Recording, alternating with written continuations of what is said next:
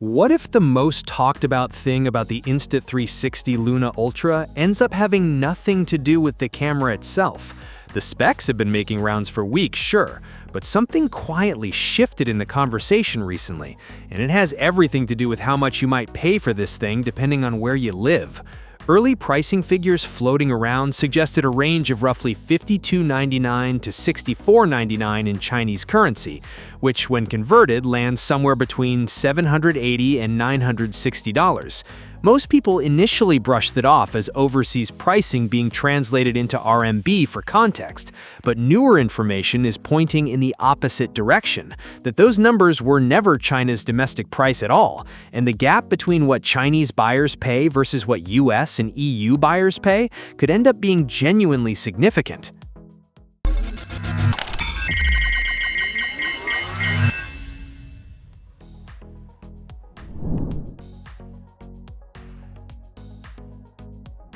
Here is where it gets interesting. Insta360 CEO reportedly hinted that the company has no intention of charging Chinese consumers at that price tier, apparently even joking that they would not dare do that domestically. Now, that is not an official statement with hard numbers attached, but the implication is clear enough. If leadership is already distancing the Chinese price from those converted figures, it strongly suggests buyers in China are going to be walking away with a much better deal than buyers in Western markets. And honestly, for anyone who follows Chinese pricing, this should not come as a shock. Chinese tech brands have quietly been running a dual pricing playbook for a while now. Domestically, they benefit from direct distribution, lower logistics overhead, no import burden, and an intensely competitive local market that keeps prices honest. The moment a product crosses into global markets, all of that changes fast.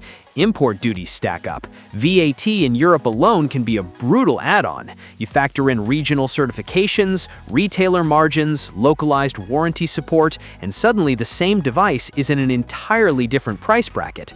Europe in particular tends to absorb the sharpest end of that, because VAT varies country by country, and some configurations of the Luna Ultra are already being quoted at or above 1,000 euros in certain regional reports when taxes and bundles are included.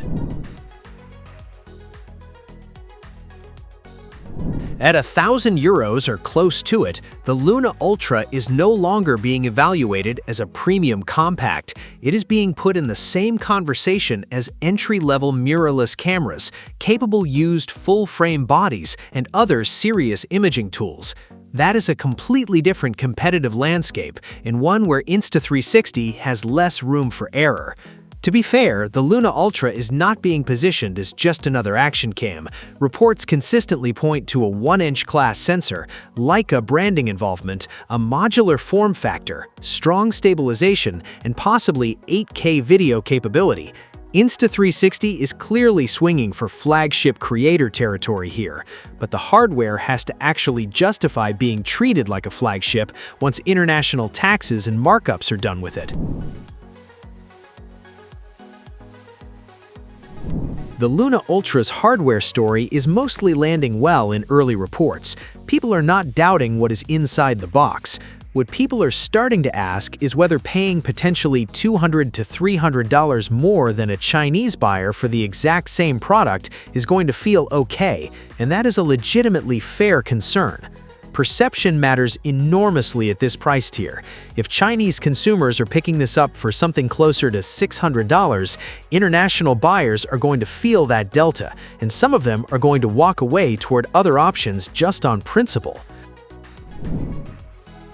The Luna Ultra might be a genuinely impressive piece of kit, but pricing structure could define how this launch is remembered far more than any spec sheet.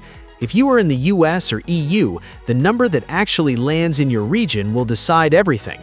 What would your cutoff price be for a camera like this? Drop it in the comments, and if you want to stay ahead of this story as it develops, you know what to do.